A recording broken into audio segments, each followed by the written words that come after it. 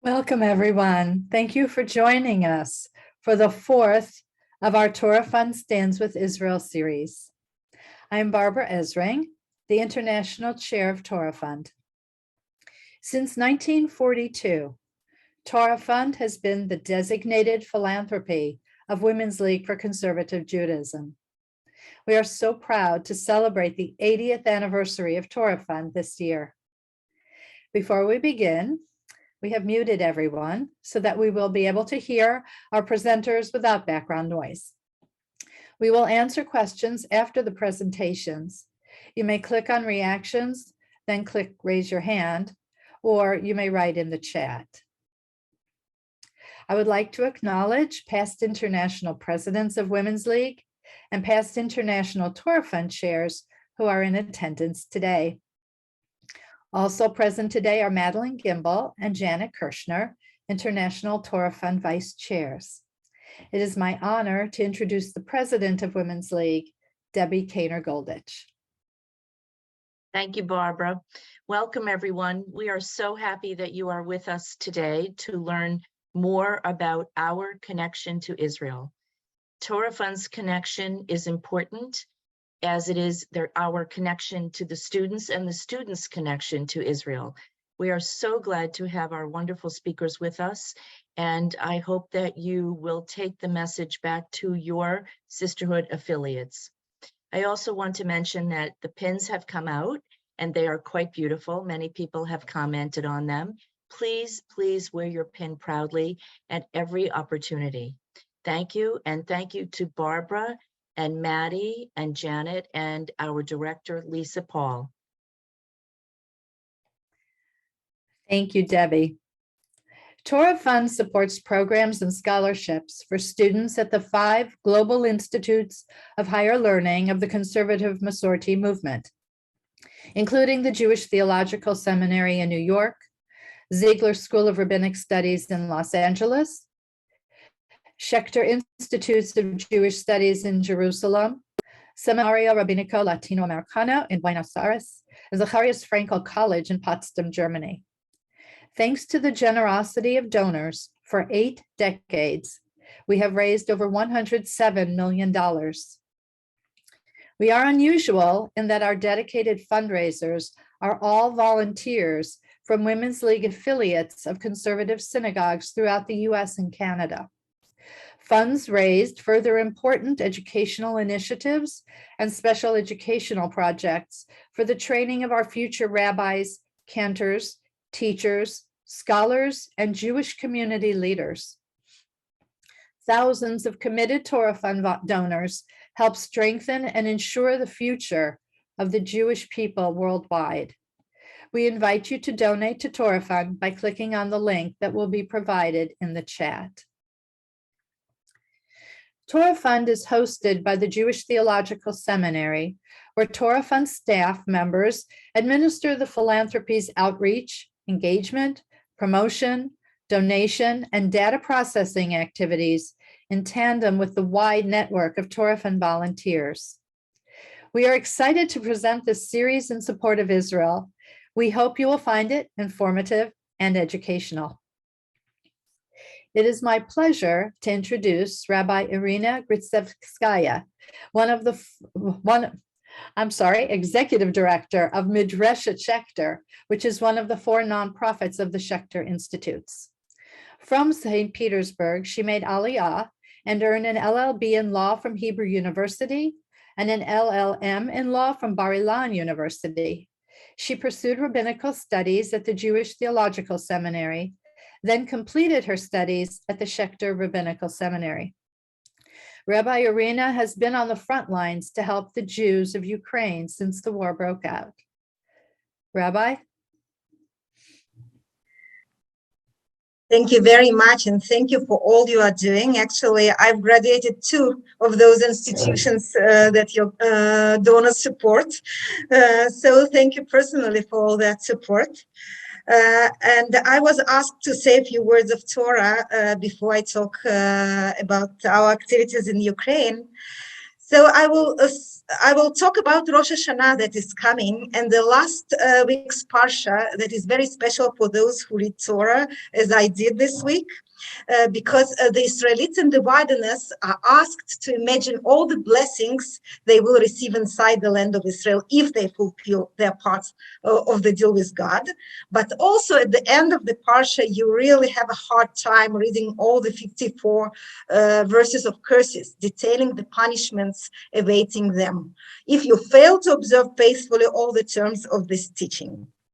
In the Talmud, in Tractate Megillah, tells us, Ezra the scribe, that it was decreed for all times to read those verses before Rosh Hashanah, which is very interesting because in the ancient times, sometimes there was 3 years cycle, so they had not do that as we do it now, and yet that was the decision.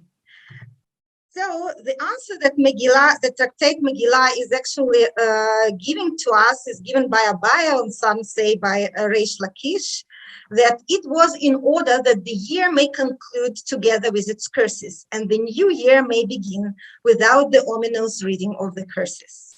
I think it's a creative one. It's not because we should remember and behave in those judgment days, but because we want to leave the curses in the past year and to actually to begin a new slate, to start a new year with a clear slate. That's one of the reasons why I actually like this explanation. It's an example of it's an attempt to find our own way. That's what Jewish people know the best, how to create the mills of Bil'am. That's the language of Israeli poet Yehuda Amichai, to turn the curses into blessings. In Tractat Ta'anit, in another place in the Talmud, rabbis take verses from Megillat Eicha and prophets that describe our troubles after the destruction of the temple, and in the most creative ways turn them into blessings.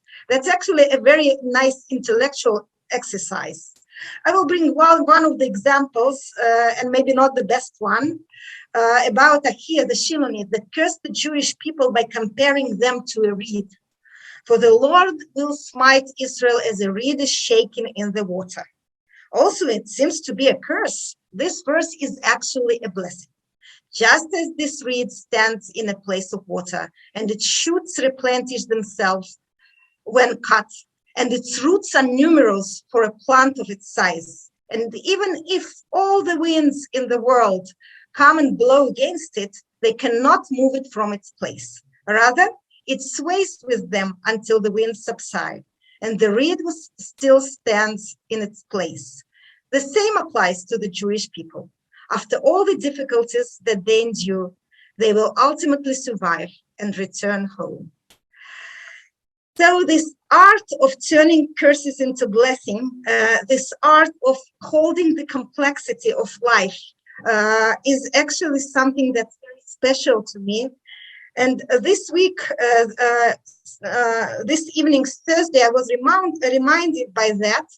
I went to our center, one of the Shechter centers in Tel Aviv that's called Neve Shechter.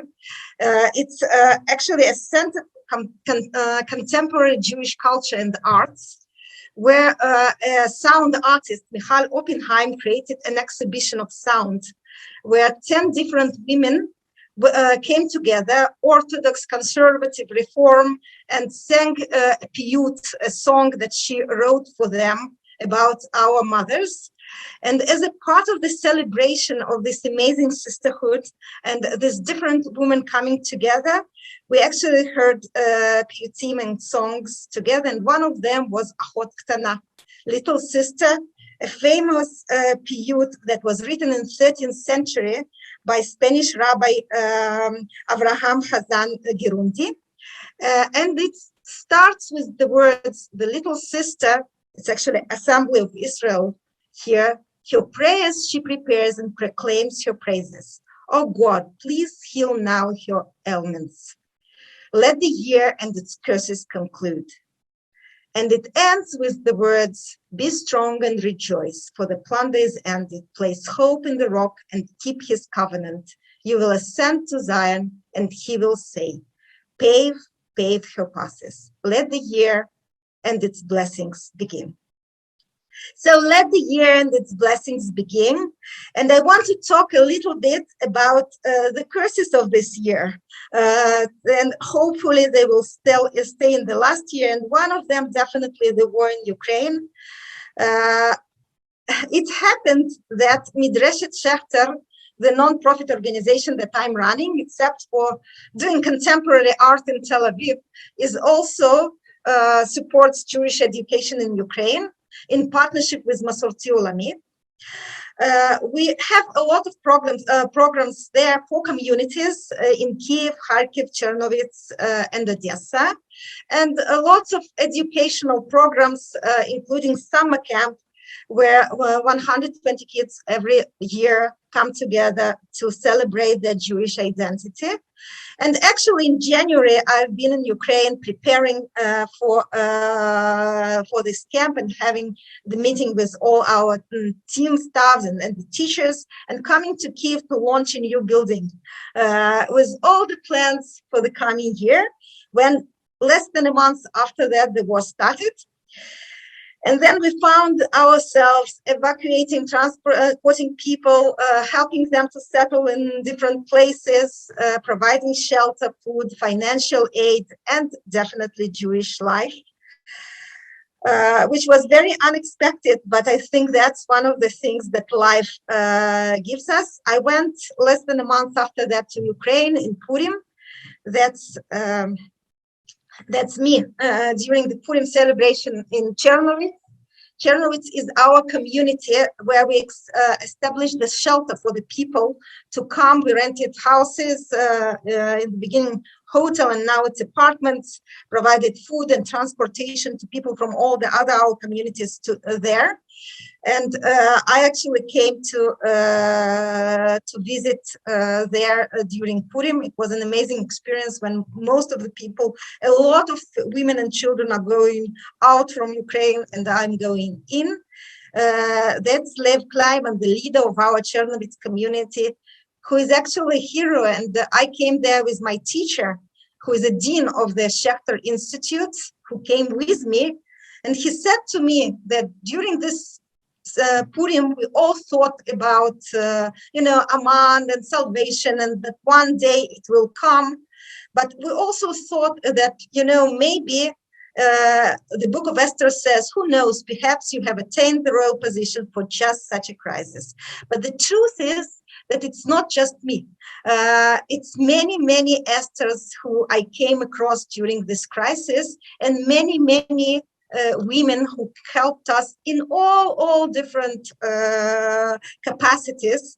And for me, that's one of the blessings of this year, to see the ability of the Jewish people to come together and to solve this crisis in this amazing way. One of the things, that's actually the picture of our teacher from Kharkiv school, Kharkiv Jewish school, with her kids. She was evacuated by us from Kharkiv. And on the way, I was talking to her 3 days, spending in the train and then bus and going out. She was crying over the phone, and she said, that all the people here envy us. I said, envy? What's there to envy? Why is that?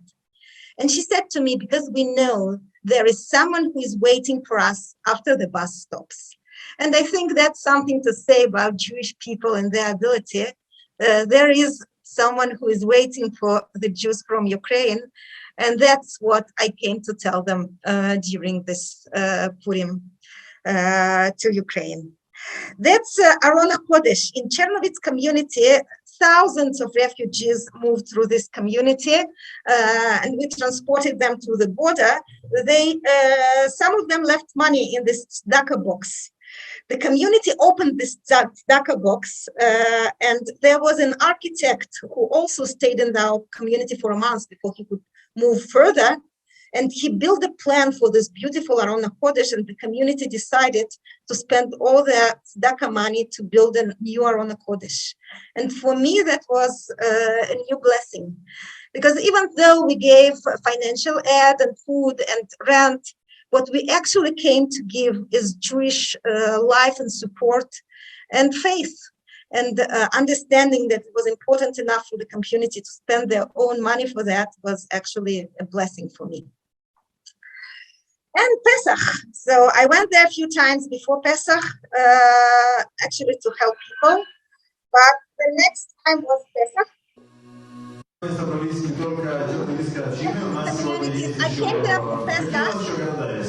110 people attended the celebration from Kiev, from Kharkiv, from Mykolaiv, from Jerusalem. That's me.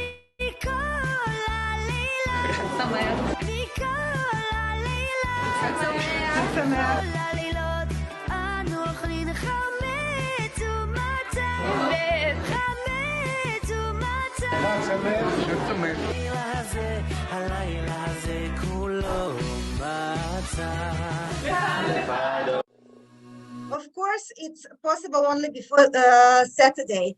So the most incredible project that we did, it's actually, I came back just 2 weeks ago from our summer camp that we were supposed to do in Ukraine, but we did it in Romania.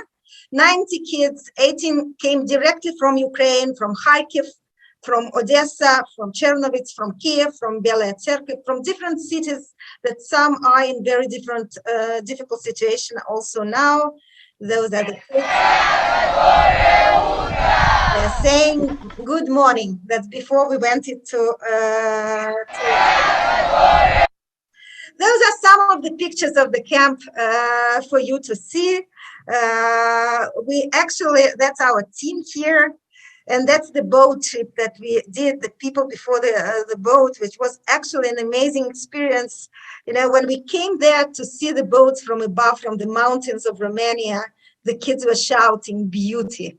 That was pure beauty. And that's the amazing experience that we could bring for those kids. One of the things that was important to us, to show the kids that they are not alone, that even though they will go back to Ukraine, and that was the hardest thing, believe me, there is someone who is waiting for them. We every year we do the Day of Israel, and this year we gave every kid an Israeli passport, as you can see here, so that they will know that there is a place that is always open for them and waits for them. And I think one of the important messages of this year was to show that they are not alone. We wrote a song, every year we write a song, and it said that Kol Israel Aravim Ze Beze. And what's coming next? I'm going there for these high holidays. And this, I was there actually for the last Yom Kippur leading services, but this year I know it will be completely different. The famous words of the Piyut, V'natan Tokef, they say on Rosh Hashanah it is inscribed, and on Yom Kippur it is sealed. How many shall pass away, and how many shall be born? Who shall live and who shall die? Those words, they have a special meaning now. And going now to Ukraine, leading services for Yom Kippur, I know it will be completely different.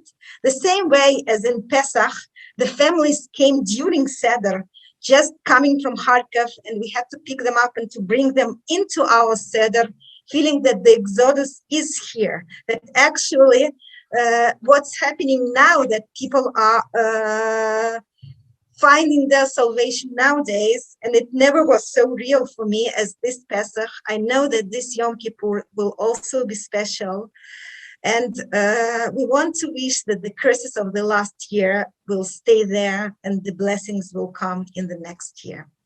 So thank you very much for listening, and I'm open to all the questions after the other speakers. Thank you, Rabbi. We really appreciated your inspiring comments. I'd now like to introduce Liron Finkelstein. Liron is an Israeli diplomat serving at the Embassy of Israel to Ukraine. Prior to joining the foreign ministry, she was a shlicha, or an emissary, to the Jewish Federation of Nashville and Middle Tennessee. She then had 2 roles at the Jewish Agency for Israel, with an LLB in law and an MA in international relations. Liron is a fellow at the Jewish Agency Mandel Program for Young Leadership and a captain in the reserves, serving as a casualty notification officer. Liron?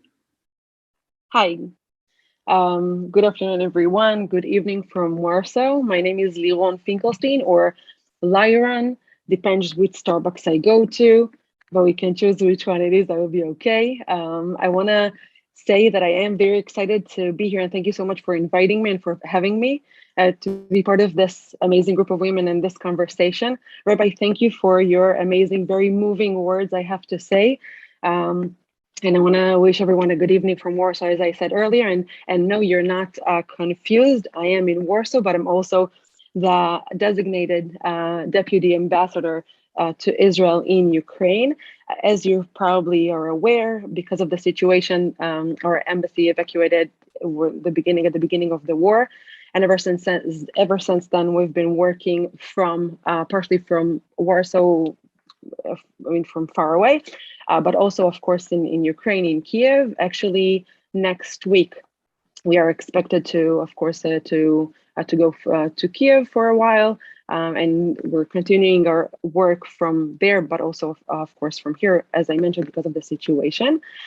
As you probably heard, I think when I kind of hear this, either my bio or kind of the different stations I went through life, and when we're having this conversation, I find a line that kind of connects everything together. And you mentioned at the beginning of the conversation the connection to Israel and understanding or learning more about Israel and talking about Israel. And when the rabbi was talking, also, I definitely see, of course, this not only Israel, but my part of the puzzle. As being Israeli is such a huge part of what I do and what leads me in life. I was an emissary working for the Jewish Agency for Israel in Nashville and Middle Tennessee, working for the Jewish Federation. I had the privilege of working there with the Jewish community, learning and understanding so much about my Jewish identity, my Israeli part of my identity, and Jewish life abroad, which was not only an amazing adventure and experience, but it was life-changing, I have to say. I have a master in international relations, and I wanted to experience it or to learn about this part of work, or as my mother said at that time, now you're going on shlichut. You just graduated and you passed the bars, and now you're going on shlichut. You wanted to be a lawyer, and I said at that time, I said, if this is what I'm supposed to do, then this is what I'll do. It doesn't matter if it's like 31 years before pension or 33 years, it will be fine. But the work and working with the Jewish people around the world is really, I think, what I hopefully was what I'm here to do, what I was born to do, and hopefully I can continue doing this. And I am very, very happy to be able this and to be positioned here in this time. I think that a lot of things kind of happen for a reason. So I am very lucky, as the rabbi said earlier, but I'm very lucky and very privileged to be able to be at this point and to be able to help and continue strengthening the connections between Israel, of course, and the country we're serving at, which is at the moment Ukraine, especially in this time of need for them. I also wanted to mention, as I took some of the notes because I felt very connected to what was said earlier, both, of course, about the amazing work in Ukraine and for the people there. And when we talk about Israel and when we talk about what we can do, either as the Jewish people, but also as the state of Israel, I would like to share with you for the next few minutes some of the things that our embassy, our Israeli embassy, is involved with, helping, of course, the people of Ukraine, especially there. One of the things, or many of the things that we're working on, are with the help of Mashav, which is the Israeli Agency for International Cooperation. And one of the main things that we're working on or dealing with is the humanitarian aid in different fields and in different things that we do. Some of them are the 100,000 water bottles that we sent in different places to people that are unfortunately at the moment are unable to have fresh water, which is, of course, as we all understand, is a necessity. We're talking about tens of thousands of instant meals. We're talking about, of course, injured kids and sick kids that we are bringing to Israel to be treated. And one of the things that I personally am a little more involved with, but very, very proud of in general, is something that I believe that we are I hope we're very good at, or I think we're very good at, but I'm very happy that we are able to share, is not only providing this assistance or not only providing this help or humanitarian aid, but also bringing a lot of people to Israel to learn to deal with the different situations that they're at. Over 2,000 people were involved in courses and seminar, most of them in Israel, but some of them we sent specialists who sent them to Ukraine to help train them to deal, as I mentioned earlier, with the new situation that they're at in different life aspects. For example, different courses or seminars like water management, water treatment management at this under emergency that, of course, is the situation now, or education system management in emergency, helping teachers, helping staff, helping the education system understand what to do or how to deal, how to help both mentally and in other ways to parents, to kids, to teachers, professionals, psychologists, social workers that we brought here and we also send there to help guide the local staff, both medical local staff and others, to cope with effects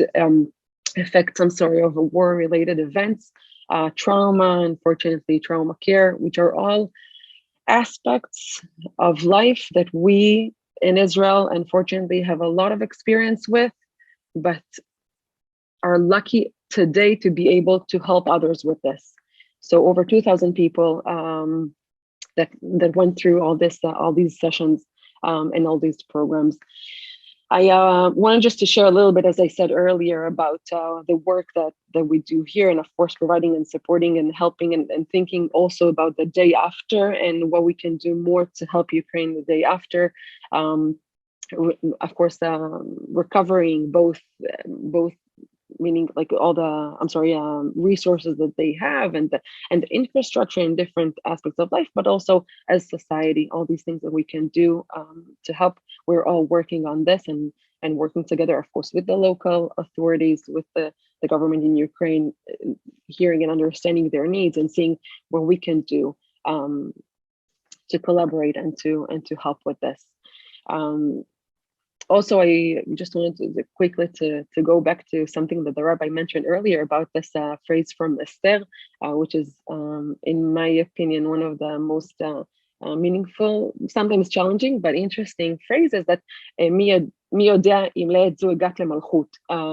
said this earlier way better in English, that who knows if this is, I mean, you got to maybe royalty, I don't know if that's the right word for this specific reason. So when I think of the situation they're at, and when I think of all of us and our roles in life, and I allow myself to say this to this amazing crowd here, that we're all strong women that are working to help or to help our lives and the people that I think surround us, then I invite each one of us to look inside and to take this specific comment, especially these days, but in general, and to see and to think and to be appreciative of what we are, where we are, what we do, and to see, of course, what else we can do. So thank you again, and I would love to answer any other questions you had. Thank you, Liron, for giving us your service and also an understanding of the humanitarian aid provided.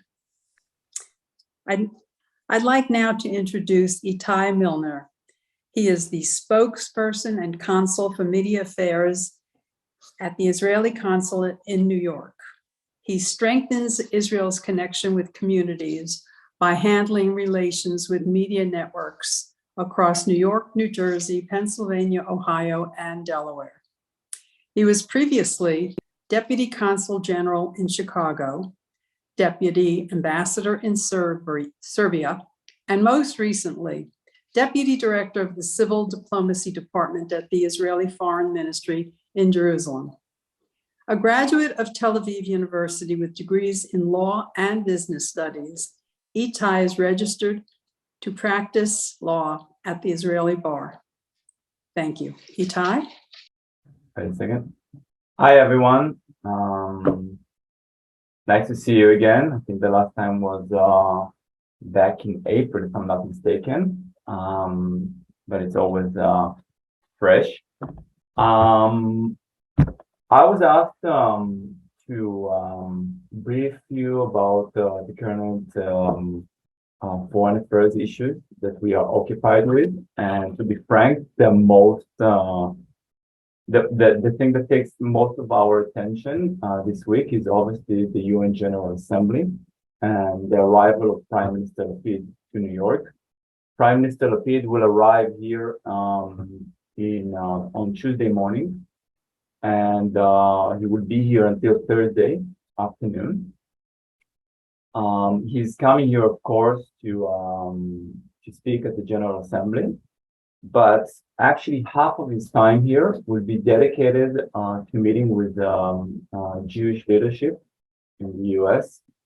He will be meeting with head of president of organizations here, and will be attending some Jewish and pro-Israel events, such as the FIDF event on Tuesday. Other thing that he's going to do here is going to have bilateral meetings with head of states. One of them is President of Turkey, Erdogan, which will be the first meeting between an Israeli prime minister and Turkish president, which is Erdogan, since 2008.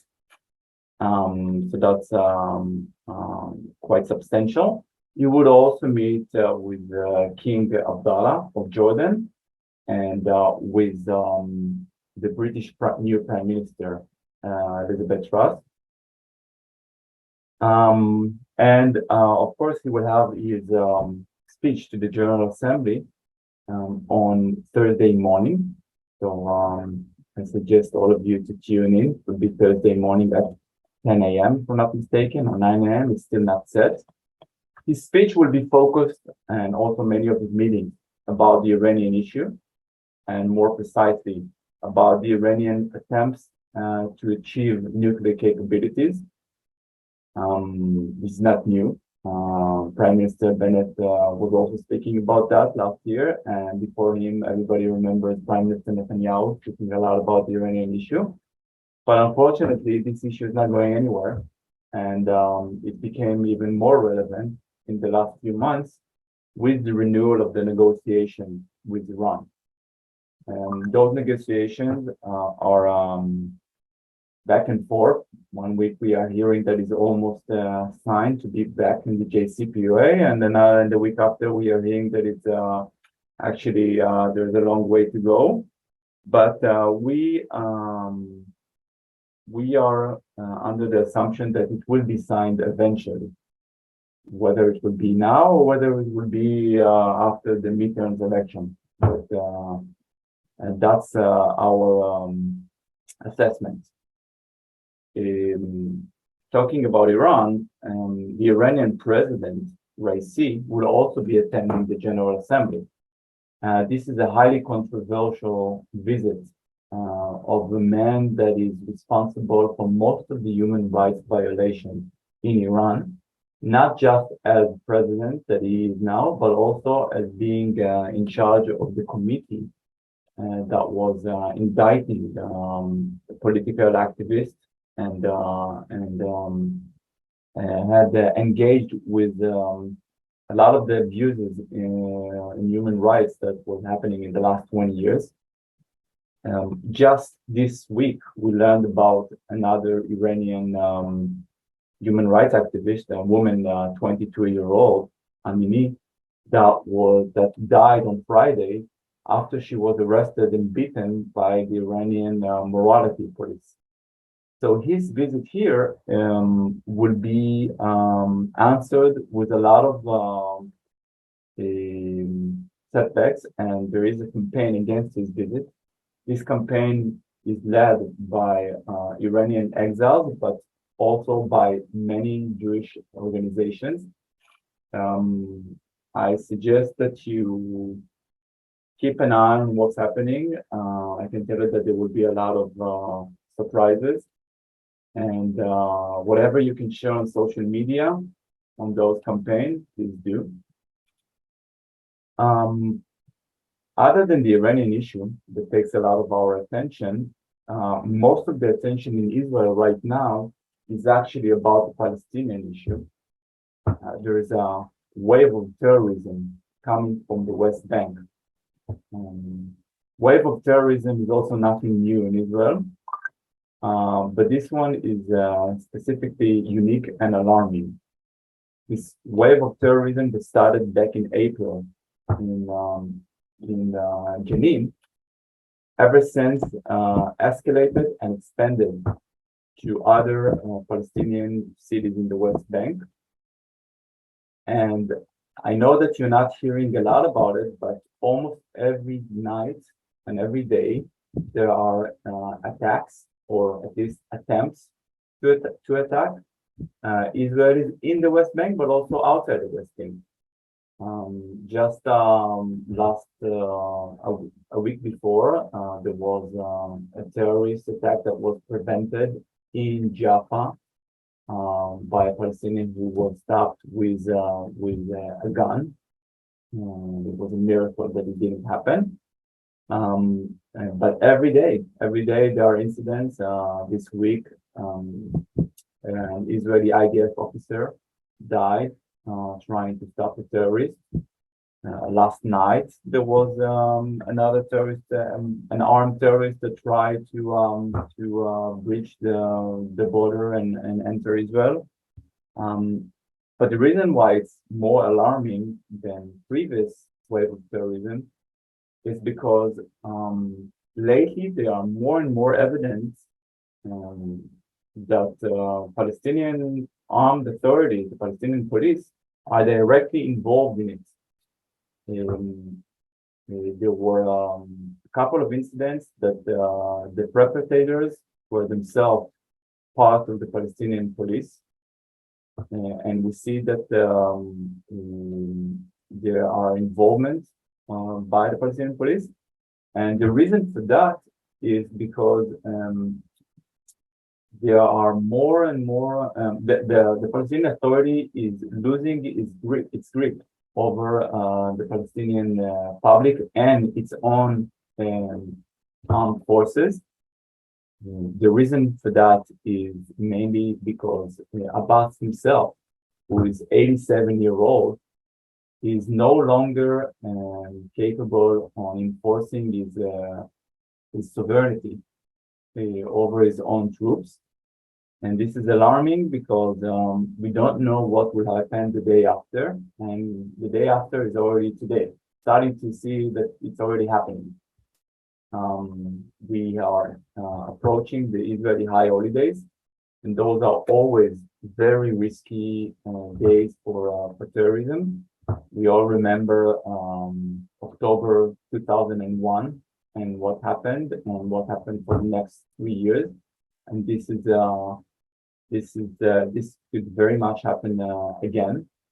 So there's a high alert, and we are very focused on stopping this wave of terrorism.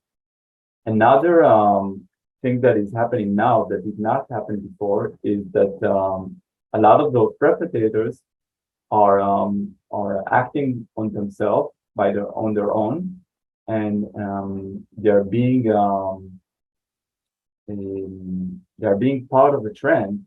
They are called the TikTok terrorists of young Palestinians who are just committing terrorist attacks and not operating on behalf of any organization, and just trying to be sort of TikTok stars. and there are and the ways and our ways to stop them are very limited. If they are not affiliated with any organization and they're lone wolf, as it's called, it's very hard to have intelligence on what's going to happen and stop them. So this is the situation right now in Israel. All of this is happening a month and a half before another general election. An election that nobody knows what will happen after. It's going to be the 5th election in 3 years, and there's no expectation that anything that this time around we will have a clear winner. So the instability is also making it harder for us to tackle some of the challenges that I just mentioned.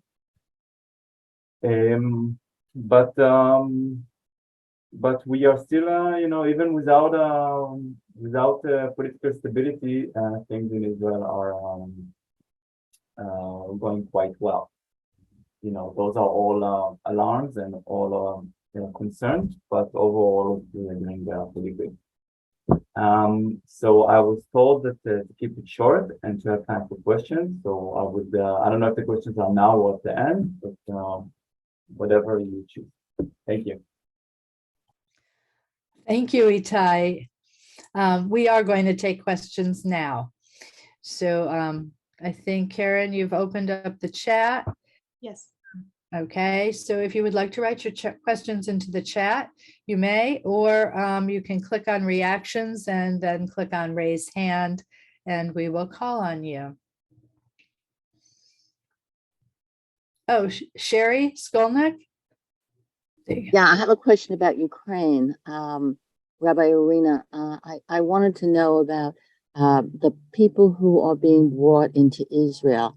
Is the expectation, or is their expectation, that they're going to choose to remain, or do they have some hope or thought about returning eventually after the war is really over?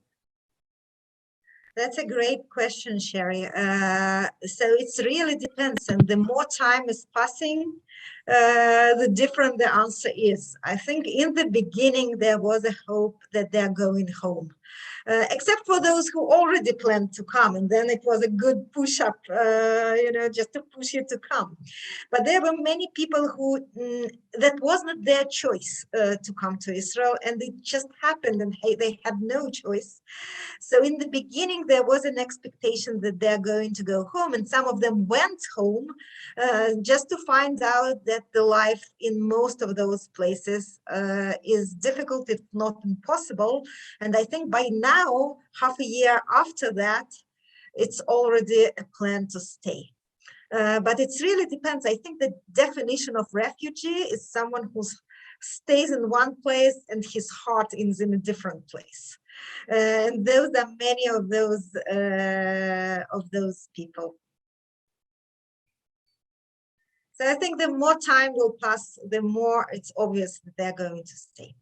Thank you. Renee Ravitch? Good morning. Thank you for a wonderful presentation. My question is for Liron or Liron, depending on which Starbucks we're at. The passports that were given to the children, are those official passports? And if so, how long do they last? And does that extend to their family members? I just want to make sure that I understand. You're talking about the passport that were given to the kids on camp that Rabbi Yes. was mentioning. If I'm wrong, Rabbi, they were more of a kind of like an educational format of a passport, not an official passport. Okay. To And there was a question in the chat. Are the Ukrainian refugees Jewish? I will answer that. So I can see people every day who cross the Ukrainian border and have to choose where to go. And the European countries have wonderful, wonderful conditions for those Ukrainian refugees to come. So those people who are choosing to go to Israel, they have strong connection to Israel, definitely. I think Liron maybe has an exact numbers who of them are Jewish according to the halakha and who are not. But I think the choice to go to Israel already indicates the strong connection to them. And then it's the choice of the country of Israel, how we accept them and what do we do about their conversion if they're not Jewish according to the halakha and only have Jewish roots. Because in order to come to Israel, you have to have Jewish roots. I can add to this. I guess I just want to fine-tune one specific thing. If those that are they have Jewish roots doesn't necessarily mean according to the halakha, but just in general, I guess I'll start the other way around. Those that are they can get a specific visa to come as Jewish people to come to Israel. They have Jewish roots, and as Rabbi mentioned, it's not necessarily according to the halakha. I wouldn't tell you all the details. I wouldn't bore you in the middle of the day with a specific article in the law. But they are what we say. They can make aliyah. They can come to Israel according to this specific part of the article of the law. So it depends. If some of them, I guess it depends. If I want to kind of try and accurate or maybe fine tune the question, are the refugees or the Ukrainian refugees, are they Jewish? I guess it depends. I would say that some, if you're talking about in the other refugees, some of them are Jewish and some are not naturally. And as Rabbi mentioned, some of them choose to come to Israel with or under the what we say Zakaya Aliyah. They're allowed to come to Israel, to make Aliyah to Israel, and some choose to go to other places. There were some people who were not necessarily entitled to make Aliyah. They are refugees from Ukraine and they chose to come to Israel. Some of them stayed, some of them left. Thank you. Are there any other questions? One more in the chat. It's been a long time since President of Iran came to New York. Why now?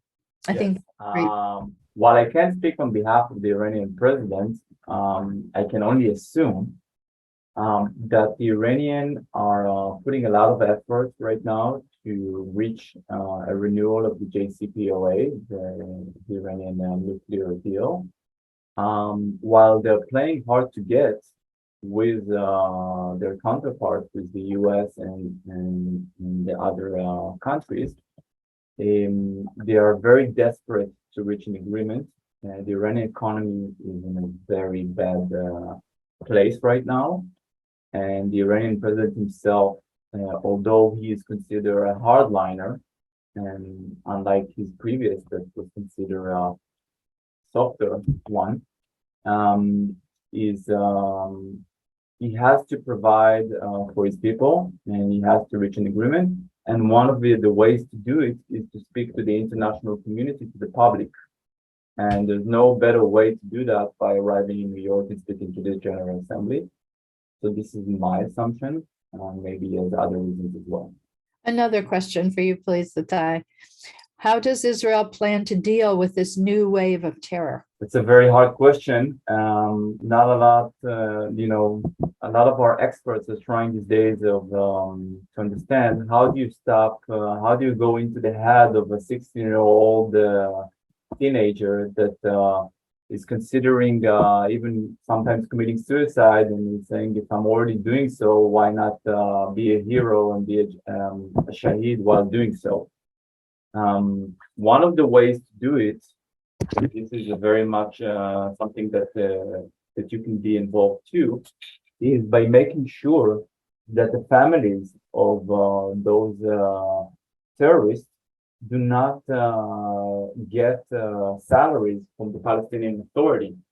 And until today, even today, the Palestinian Authority pays thousands of dollars to the families of terrorists, and actually the tariff is set by how many casualties he has succeeded. If he managed to just wound Israelis, it's one thing.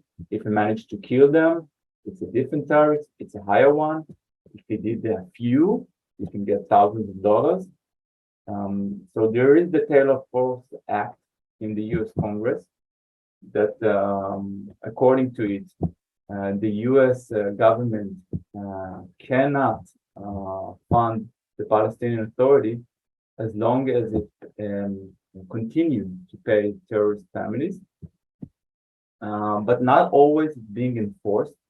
There are other ways that the Palestinian Authority is keep on getting funds.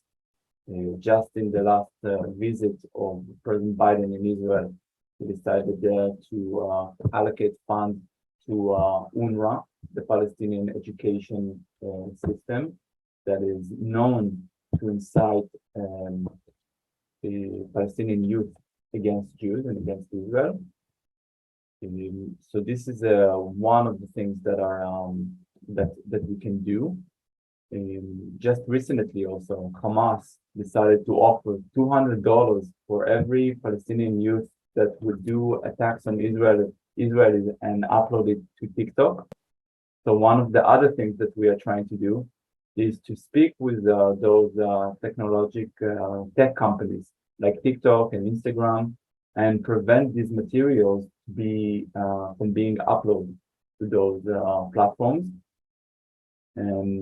But the most efficient thing that we can do is just to make sure that people don't have motivation to go out and attack Israelis and participate in terrorism. People who have jobs that can provide for their families don't go to participate in terrorist attacks. So in one hand, we're trying to make sure that the economy is good over there, and as much Palestinians as possible are coming in Israel to work and provide for their families. But on the other hand, we are being very tight and on places that we recognize that there is a terrorism coming out of those places.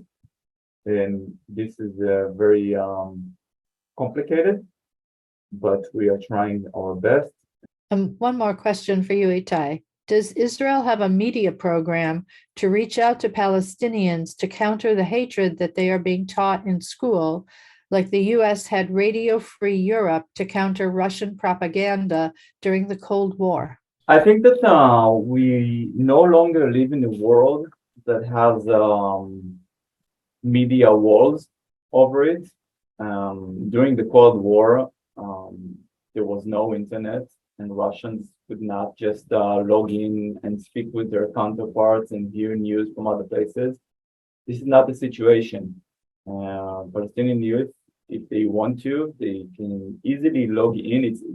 It's even easier for them than Russians, and certainly easier than Chinese, to get information from other sources. The information is out there. So we don't need to sort of create these channels. What we can do, and we are doing, is working in social media to create content that is interesting and can compete with other content that is being made by terrorist groups and other actors that are trying to incite the Palestinian youth. Our media channel of the Foreign Ministry in Arabic is reaching millions of users in the Palestinian Authority, but also in other Arab countries. In fact, some believe that the Abraham Accords, the beginning of it, started by those channels and by the involvement of Arabs in those countries that engage with our content, and it was coming bottom up. Of course, it came top to bottom, but it was also building bottom up. So this is part of the efforts that we are doing in the Israeli Foreign Ministry. Thank you. Liron, this is for you. Do you get special dispensation or have some special arrangement with the government to travel from Moscow to Ukraine? So actually, maybe I said something or wasn't very clear earlier. I'm not in Moscow, nor have I traveled there or expected to travel. I'm in Warsaw in Poland and traveling to Ukraine, to Kiev. So I'm not. I don't. There are no plans for me to get to Moscow at the moment. But there are, of course, Israeli diplomats serving in Moscow, of course. Thank you. Hedy? Thank you. First, thank you, each of you, for amazing presentations. My question is for Rabbi Irina. My family spent the war partly in Chernovitz, Bucharest, Chernovitz. They were in labor camps and ghettos, and Chernovitz was one of the sanctuary cities that they were in. And I remember my father saying that the Germans came in and the Russians saved them from the Germans, and the Russians were equally as bad. And this is 1941 to 1947. And I was just curious, now 80 years later, it was almost the same story that Putin used, although absolutely nothing to do with, what happened, what's happening now. How is Chernovitz chosen now as a sanctuary city? It was for my family, but it was chosen for everyone to go there from the Ukraine. And I was just curious how you chose that, how that was chosen. So Chernovitz, it's a very unique place. It's actually amazing for me to hear that that your family actually found, because we talk about that a lot. That even during the Holocaust, it was the place through which many Jews tried to run away, since it was Romania. This place is unique because it's very close to the border. It's about 30 kilometers from the border with Romania, which is already European Union. And we have a very strong community there, because once it was, half a city was Jewish. So there is a very strong Jewish community, and the conservative community is very strong there. So we have a strong base there to have all the people who can come. And now we have a refugee community, which is very big there. So it's really a good place that has a good government that supports our communities. In Purim, I was amazed that the leader of our community met me with this huge Magen David on his car. And it was written on it that he's a volunteer of the Jewish community. And I asked, why do you put such a thing on your car? And he said, that's safer. That's safer to go around the city with the sign of the Jewish volunteer. And for me, it was the sign how much changed for those years, when once it was a sign for Jews to come with, and now it's a sign that you can protect yourself with. So it's really one of the safest places right now, because it's so close to the border, because the connections with the border are so good, and because we have such a strong presence there. Thank you so much. It's a small world. Definitely. It's incredible for me to hear. My family is from Vinnytsia, which is not close from there. They were all killed during the Holocaust there in the first days when Nazis entered the city. So it's kind of, for me to come back to Ukraine right now, it's really taking me back. Thank you for your question. Yes, thank you, everybody, for your questions and for your interest today. Thank you, Rabbi Irina, Liron, and Itay, for your excellent presentations and for updating us. I want to also thank the women who worked behind the scenes to bring this program to fruition. Lisa Paul, our Torah Fund Director, Rabbi Ellen Mullins-Fields, Women's League Executive Director, and Karen Balina, Women's League Member Relations Manager. And a very special thank you to Karen for your tech support and Zoom hosting today. We thank all of you for joining us today. The program was recorded and it will be on the Torah Fund page as soon as we can get it up there. So thank you for your support of Israel. and for your support of Torah Fund. And please enjoy the rest of your day.